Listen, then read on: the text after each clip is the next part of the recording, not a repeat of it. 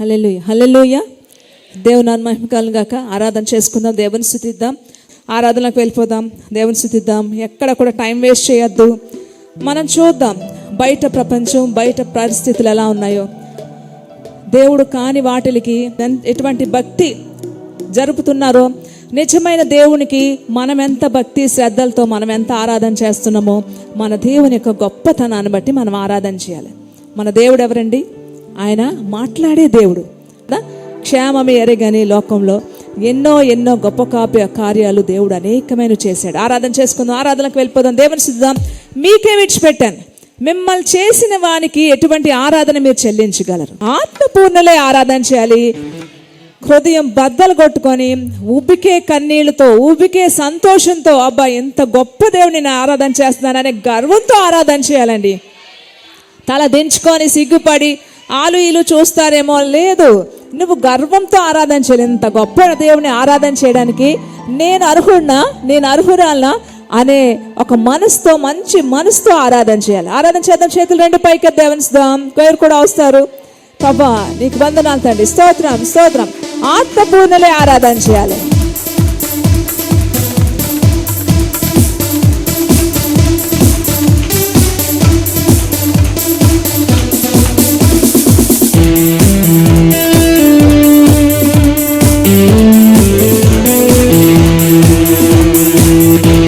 పాట రాకపోతే మాతో పాటలు వెనకాతలు విని నెక్స్ట్ వెంటనే పాడుతూ ఆరాధన చేయాలి.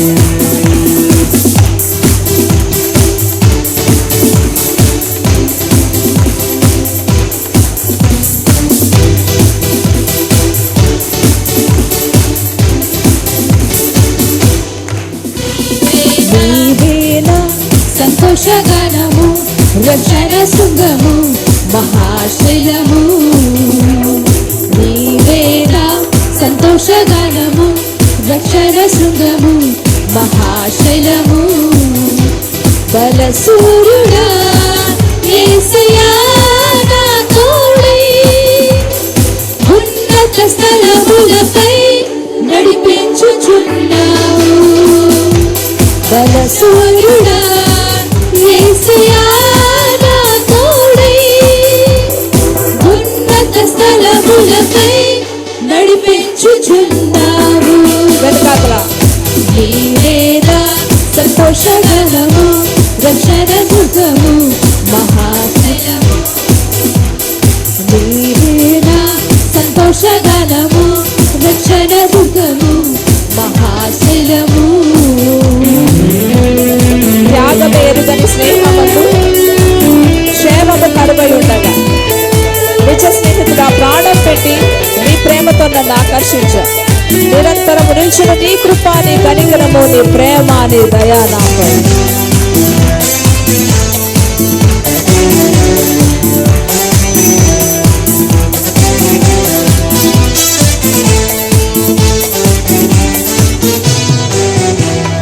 త్యాగము ఎరుగని స్నేహమందు క్షేమము కరువై ఉండగా, నిజ స్నేహితుడా ప్రాణము పెట్టి నీ ప్రేమతో నన్ను ఆకర్షించినావు. త్యాగము ఎరుగని స్నేహమందు ప్రేమము కరువై ఉండగా, నిజ స్నేహితుడా ప్రాణము పెట్టి నీ ప్రేమతో నన్ను ఆకర్షించినావు. నిరంతరం నిలచును నాపై నీ కనికరం, శోధనలైనా బాధలైనా ఎదురించు నీ ప్రేమతో. నిరంతరం నిలచును నాపై నీ కనికరం, శోధనలైనా బాధలైనా ఎదురించు నీ ప్రేమతో. నీవేనా సంతోషగానము, రక్షణ శృంగము, మహాశైలము. వేదన కలిగిన దేశమందు వేకువ వెలుగై నిలిచావు. విడువక తోడై అభివృద్ధి పరిచి ఐగుప్తులో సింహాసనమిచ్చావు. మారదు ఎన్నడు, నీవిచ్చిన దర్శనం మారదు, నీ మాట మారదు. నువ్వు చెప్పిన ప్రతి ఒక్క ఆజ్ఞ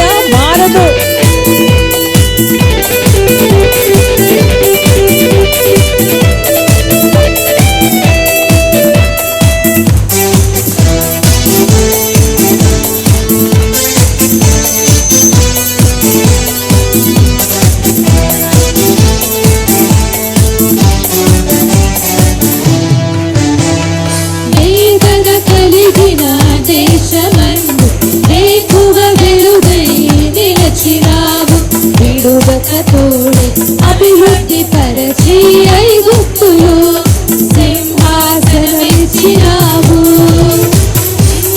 కలిగిన దేశమందు ఎక్కువ వెలుగై నిలిచినావు. విడువకతోడే అభివృద్ధి పరచి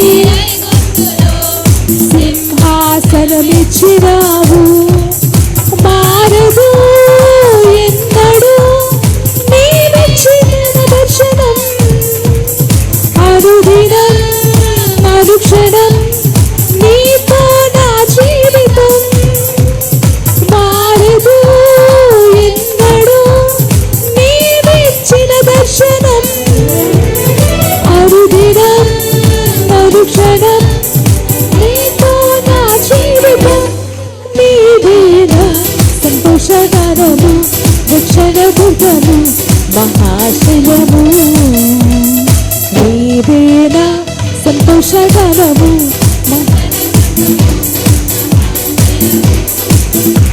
బలసూరుడా యేసయ్యా నా తోడై, ఉన్నత స్థలములపై నడిపించుచున్నావు. బలసూరుడా యేసయ్యా నా తోడై, ఉన్నత స్థలములపై నడిపించుచున్నావు.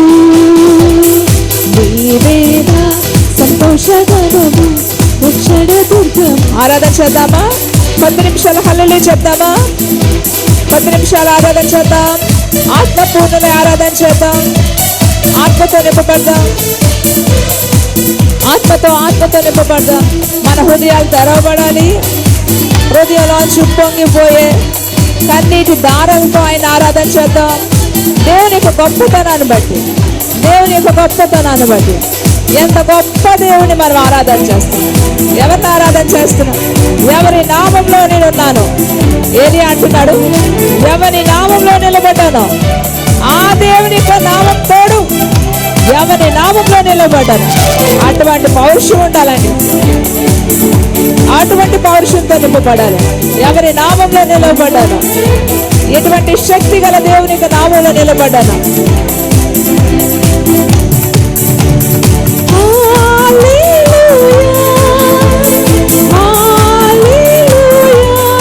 చెప్తారు అందరూ? ఎవరి సన్నిధిలో మీరు నిలబడ్డారు? మరలా సంఘం అంతా అండి. అస్సలు సిగ్గుపడడానికి వీల్లేదు. ఆఖరిలో చేస్తా ఉన్న బ్రదర్స్ చెప్పాలి. మరలా ఆత్మతో నింపబడండి. కన్నీటి దారాలతో ఆరాధన చేయండి. హృదయంలోంచి ఉప్పొంగుతూ మరలా వెళ్ళాలి. పరలోకం వెళ్ళాలి ఆరాధన. ఇక్కడ వరకే కాదు. వినపడుతుందా? మీ స్వరం ఆయనకి వినపడాలి.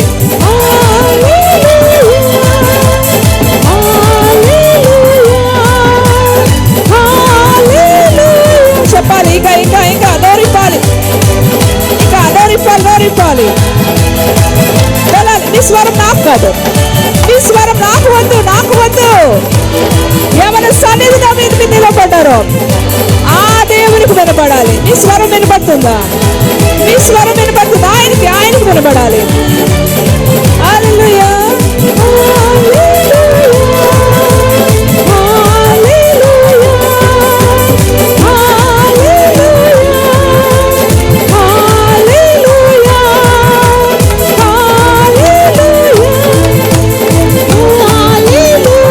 చెప్పాలి. అబ్బా ఎంత సంతోషం, ఎంత ఆనందం అండి. పరలోకంలో ఎలా ఉంటుంది? పరలోకపు అనుభూతి, పరలోకంలో సంతోషం.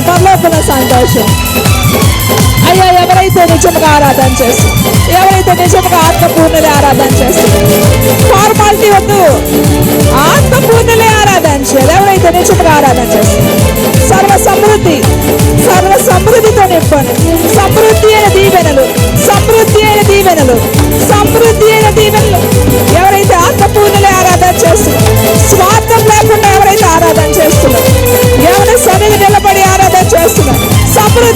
దీవెన, సమృద్ధి అయిన దీవెన, సంపూర్తి అయిన ఆరోగ్యం, సమృద్ధి అయిన దీవెన, ధైర్యం, ఆరోగ్యం, ప్రతి ఒక్క అవసరత యేసు శక్తి గల నామములో తీరును గాక.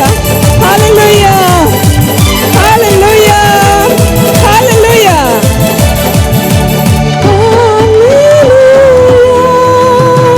గట్టిగా చెప్పలు కొట్టి తెలుస్తాం. హల్లెలూయా, హల్లెలూయా. ఎవరి సన్నిధిలో నిలబడ్డారో అది గుర్తు చేసుకొని మీరు ఆధారం చేయాలి. ఎవరి సన్నిధిలో నిలబడ్డారు. మనం చేసేది గొప్పది కాదు, మనం చేసుకునేవి గొప్పవి కాదు, మనం చేసేవాడు గొప్పవాడు, ఆయనే ప్రభు అయిన యేసుక్రీస్తు. అటువంటి గర్వంతో ఆరాధన చేయాలి, అటువంటి ధైర్యంతో ఆరాధన చేయాలి. మీ దేవుని యొక్క గొప్పతనాన్ని బట్టి ఆరాధన చేయాలి. మొక్కల మీదకి వెళ్దాం, అందరూ కూడా మొక్కల మీదకి వెళ్దాం. స్తుతించినప్పుడు చాలామంది సిగ్గుపడుతూ ఉంటారు. ఆయన స్తుతించడానికి అర్హత ఉండాలి కదండి. ఏదైనా పెద్ద కష్టం వచ్చిందంటే ఇది దేవుడు ఎందుకు నా లైఫ్లో అనుమతించాడు, ఈ కష్టాన్ని బట్టి నేను ఎలా స్తుతించగలను అనుకుంటారు కదండి. ఇంత పెద్ద కష్టంలో ఉన్నాను నేను, అది ఏదైనప్పటికీ కూడా, ఒక అనారోగ్యం అవ్వచ్చు, ఎవరు తీర్చలేని ఒక పెద్ద లోటు అవ్వచ్చు, ఎవరైనా ఒక మరణం అవ్వచ్చు, లేదా ఒక బిడ్డల సమస్య అవ్వచ్చు, ఒక ఉద్యోగ సమస్య అవ్వచ్చు. ఎంత ప్రయత్నించినా సరే ఇంకా లేదు, లాభం లేదు. ఎవరు తీర్చలేని సమస్య అవ్వచ్చు. అలాంటి సమస్యలో వచ్చి మీరు ఇక్కడ కూర్చొని సంతోషంగా ఆరాధన చేయమ్మా నువ్వు దేవుని, హృదయపూర్వకంగా కన్నీటితో ఆయన పాదాలకు అడుగు అంటే మీకు వెర్రి మాటల్లాగా ఉంటాయి నా మాటలు. అవునా? ఏం చెప్తున్నావమ్మా? గుండె నిండా బాధతో వచ్చాను ఇక్కడికి. ఈ బాధ, ఈ వేదంతో నేను ఏడుస్తుంటే నేను దేవుని ఎలా స్తుతించగలను? నువ్వు ఆ సమయంలో స్తుతించినప్పుడే నీవు గొప్ప కార్యం నీ జీవితంలో చూడగలవు. సంతోషంగా ఉండేటప్పుడు ఎవరైనా స్తుతిస్తారు, అబ్బా గంతులు వేస్తారు కదండి. నేను ఫస్ట్ క్లాస్లో పాస్ అయినా, అబ్బా ఎంత గొప్ప దేవుడు, వద్దయ్యా కొంచెం కూర్చో తర్వాత స్తుతిద్దాం. లేదు దేవుడు నాకు మంచి మార్క్స్ ఇచ్చాడు, దేవా నీకు వందనాలు. ఇంకా వ్యాపారంలో సక్సెస్, ఇంకా ఎందులోనైనా సక్సెస్ అయితే వద్దన్న నువ్వు స్తుతిస్తావు కదా.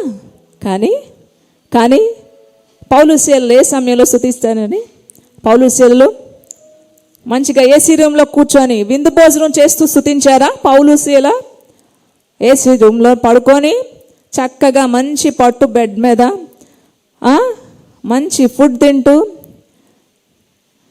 యెహోవా నీ నామము ఎంతో బలమైంది స్తుతించారా? ఎలాంటి పరిస్థితిలో? కాళ్ళు చేతులకి గొలుసులు, ఒంటి నిండా దెబ్బలు, తినటానికి తిండి పెట్టలేదు, ఎన్ని రోజుల నుంచి తిండి లేదు, మంచినీళ్ళైనా ఇవ్వయ్యా, కొట్టారు కదా ఇప్పటి వరకు శుభ్రంగా కొట్టారు, ఒంటి నిండా కొట్టారు. ఇప్పుడులాగా జైలు కాదు అప్పుడు. ఇప్పుడులాగా ఒక్కసారి ట్రీట్మెంట్ అయిపోయి జైల్లో పడేసి పూటకి మంచి భోజనం పెట్టి ఏదో పని అప్పు చెప్పి ఆ గడ్డి పీకడం ఇది పీకడం, కొద్ది రోజులు జైల్లో ఉంచేసి ఇంకంతే అక్కడితో అయిపోయింది, లేదా బెయిల్ మీద బయటకు వచ్చేస్తారు. ఇలాంటి శిక్షలు కాదు, అప్పుడులో చాలా కఠినంగా ఉండేది. కాళ్ళు పైకి పెట్టి బుర్ర కిందకి పెట్టి కొట్టేవారు, నరకం చూసేవారు. ఉరుం బ్రాండ్ గారు అవ్వచ్చు, అనేక మంది మంచి మిషనరీస్ చేయని తప్పులకి ఎలాంటి కఠినమైన శిక్ష. మేకులతో కూర్చున్న పెద్ద బెంచెస్ మీద బట్టలన్నీ ఊడదీసి దాని మీద పడుకోబెట్టేవారు. ఆ రక్తాలు కారుతుంటే ఆ అరుపులకి వాళ్ళని తీసుకెళ్ళి ఐస్ గడ్డ మీద పడుకోబెట్టేవారు. చూడండి ట్రీట్మెంట్స్ ఎలా ఉన్నాయి. ఐస్ గడ్డ మీద పడుకోబెట్టారు. ఐస్తోనే బాడీ అంతా కూడా ఎలా ఉంటుంది? ఐస్ గడ్డ మీద 2 నిమిషాలు ఆ క్యూబ్ మనం పట్టుకోగలమా? పడేస్తాం వెంటనే తిమ్మిరెక్కిపోద్ది. ఒక మనిషి ఒంటి నిండా గాయాలతో ఐస్ గడ్డ మీద పడుకోబెట్టారు, బట్టలు లేవు.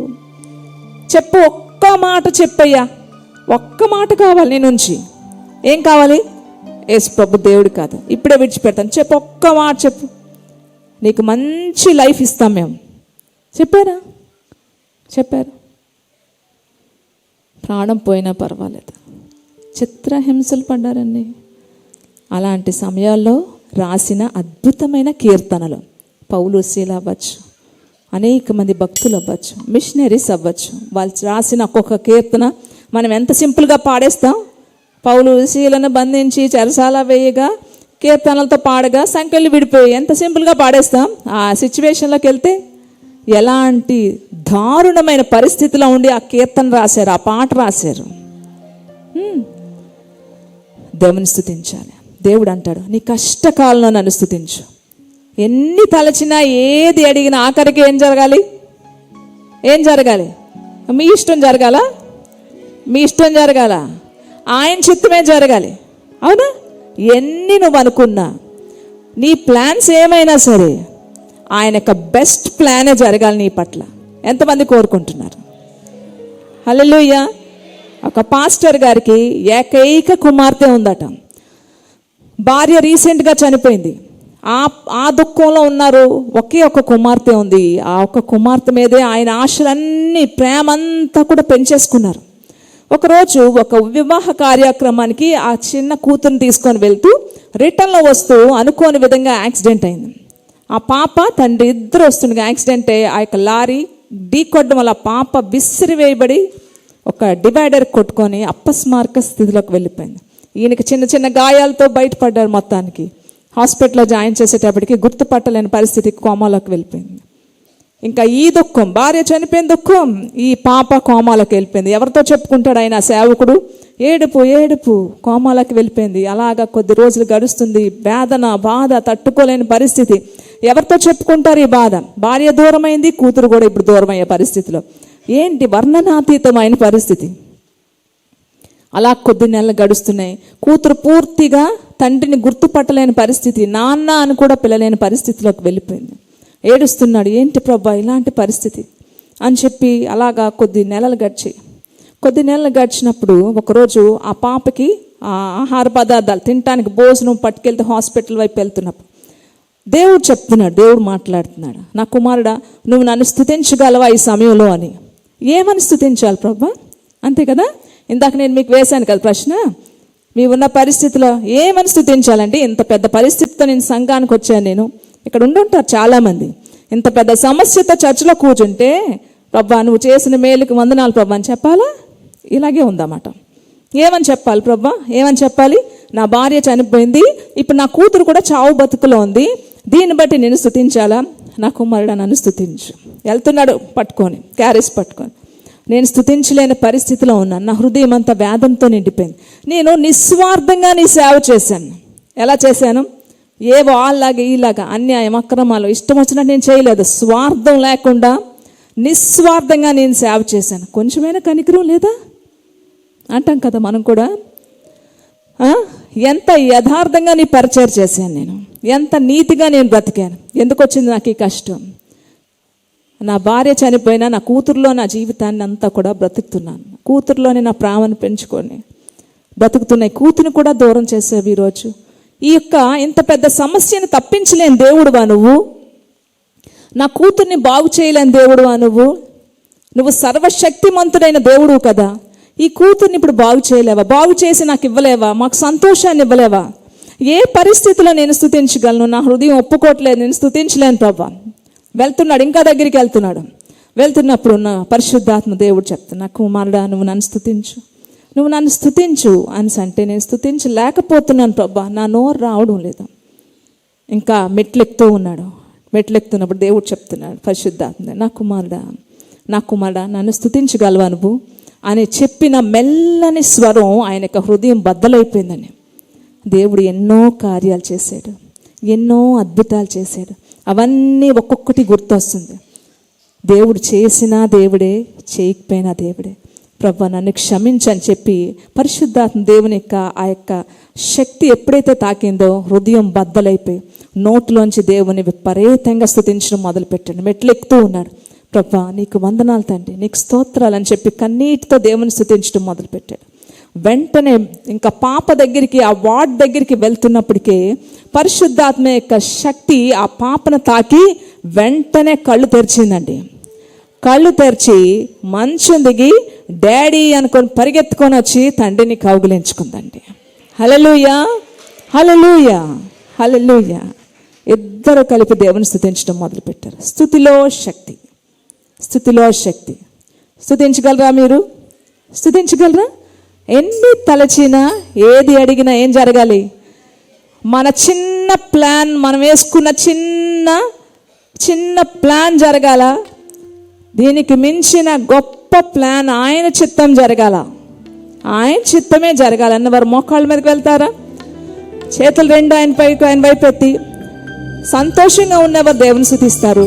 కష్టకాలంలో ఉన్నవారు నా సమస్యను బట్టి నేను స్తుతిస్తున్నానే ఉప్పొంగే హృదయంతో కన్నీటి దారాలతో ఆయన స్తుతిద్దామండి.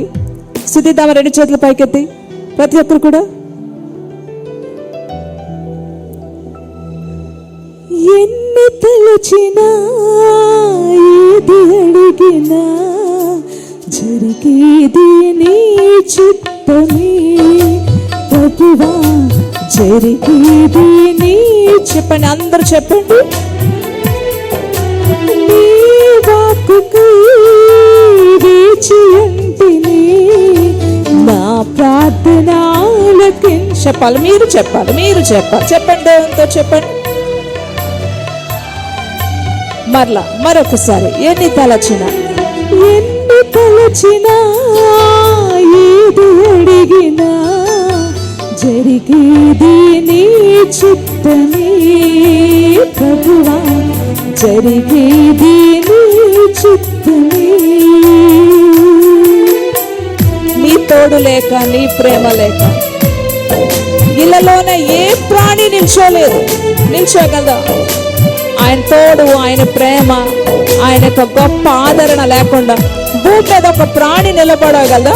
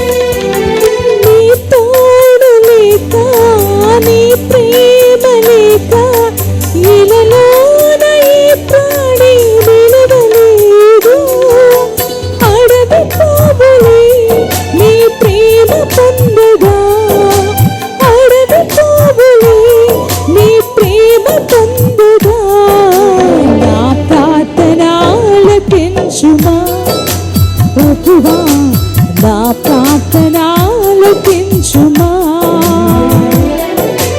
ఎన్ని తలచినా ఏది అడిగినా జరిగేది నీ చిత్తమే ప్రభువా, జరిగేది నీ చిత్తమే.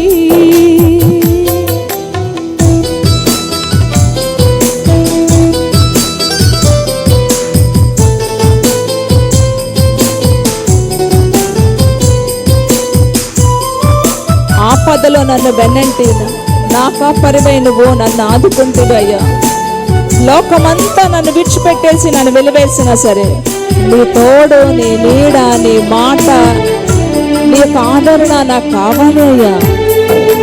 కష్టకాలంలో దేవుని మహింపరచండి. ఉబ్బుకుతున్న కన్నీళ్లతో, ఉప్పొంగుతున్న హృదయంతో మనస్ఫూర్తిగా దేవునితో చెప్పండి.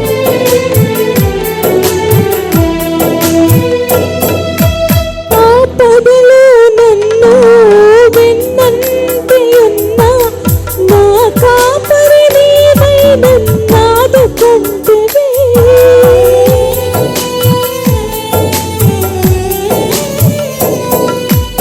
ఆపదలో నన్ను వెన్నంటి ఉన్నా నా కాపరి నీవై నన్నాదుకుంటివి.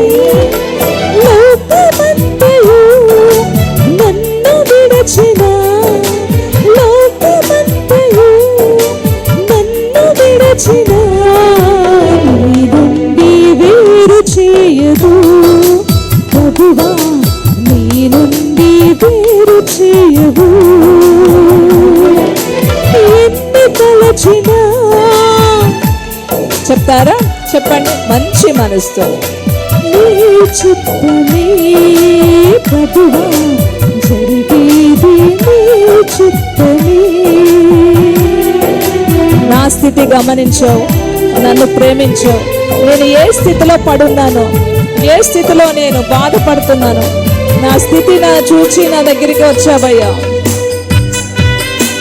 నా కల్వరి, నా కోసం కల్వరిలో ప్రాణం పెట్టావు, యాగమైపోయావు. నువ్వు ఒక కార్చిన నీ కన్నీరు, నీ యొక్క రక్తము, నీ యొక్క యాగము ఈరోజు నాకు మోక్ష మార్గమైంది.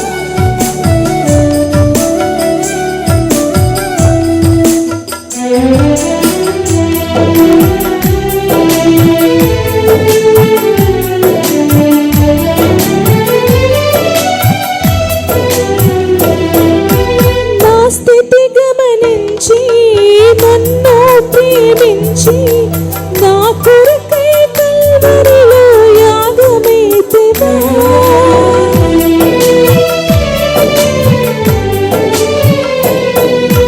నా స్థితి గమనించి నన్ను ప్రేమించి నా కొరకై కల్వరిలో యాగమైతివా. నీదు యాగమే నా మోక్ష మార్గము, నీదు యాగమే నా మోక్ష మార్గము.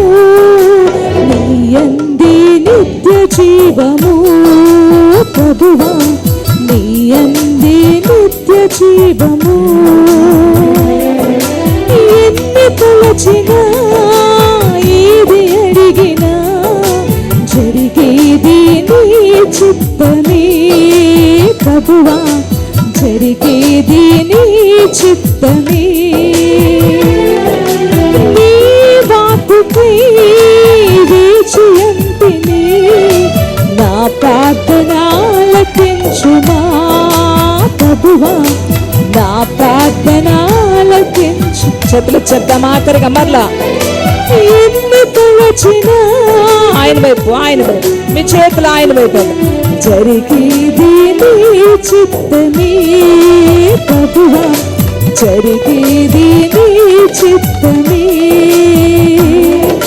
నీ వాక్కుకై వేచి ఉంటిని, నా ప్రార్థన ఆలకించుమా ప్రభువా, నా ప్రార్థన ఆలకించుమా, నా ప్రార్థన ఆలకించుమా ప్రభువా, నా ప్రార్థన ఆలకించుమా. దేవా, దేవుని గట్టిగా చెప్పలు కొద్ది ఉంచుదామా. ఎన్ని నువ్వు అనుకున్నా, ఎన్ని ప్లాన్లు నువ్వు గీసుకున్నా, ఆయన యొక్క బెస్ట్ ప్లాన్ మన పట్ల నెరవేరాలి. అది అది మనం చిన్నది గీస్తాం గీత, కానీ పక్కన పెద్ద గీత దేవుడు గీస్తాడు కదండి. దేవుని మహింపరచారు. కష్టకాలం ఆయన స్తుతించడం నేర్చుకోవాలి. నా కుమారుడా, స్తుతించగలవా? దేవుడు అడుగుతున్నాడు ఈరోజు, ఈ కష్టంలో నువ్వు నన్ను స్తుతించగలవా? ఎలా స్తుతిస్తాను ప్రభా? నా నోటిలో ఏడిపే ఉంది, స్తుతి లేదు. చాలామంది స్త్రీలు, పురుషులు బైబిల్ గ్రంథంలో వారికి కన్నీళ్ళే. కానీ ఆ యొక్క కష్టకాలంలో వారు ఎప్పుడైతే దేవుని మొరపెట్టారో, దేవుడు విశాల స్థలంలో వారికి దేవుడు జవాబునిచ్చాడట. తప్పకుండా జవాబిస్తాడు. ప్రతి కన్నీరు, ఈ మందిరంలో కార్చబడిన ప్రతి కన్నీటికి కూడా జవాబు లేదు అనే రికార్డ్స్ లేవండి. సజీవమైన సాక్ష్యాలు ఈ మందిరంలోనే ఉన్నాయి. నమ్ముతున్నారా? నమ్ముతున్నారా? నమ్ముతున్నారా? నీ వాక్కుకై వేచి ఉంటిని, నా ప్రార్థన ఆలకించుమా ప్రభువా, నా ప్రార్థన ఆలకించుమా. ఎన్ని తలచినా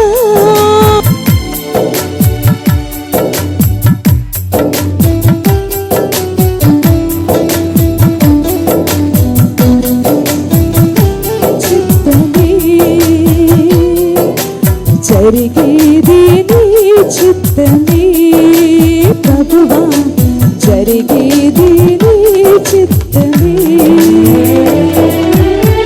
ఒక అమ్మాయి ఇదే పుల్పిట్ మీద ఒక అమ్మాయి తన బుర్ర కొట్టుకుందండి. తన బుర్ర కొట్టుకుంది పుల్పీట్ మీద. మేము కిందన ఉన్నాం. ఎంత పెద్ద కష్టమో. పిల్లలు లేరని ఎంతమంది అవమానించారు. అందరూ తిట్టడమే, అందరూ అవమానించారు. ఎక్కడికి వెళ్ళినా సరే ఎంత పెద్ద నింద అండి, ఎంత పెద్ద నింద.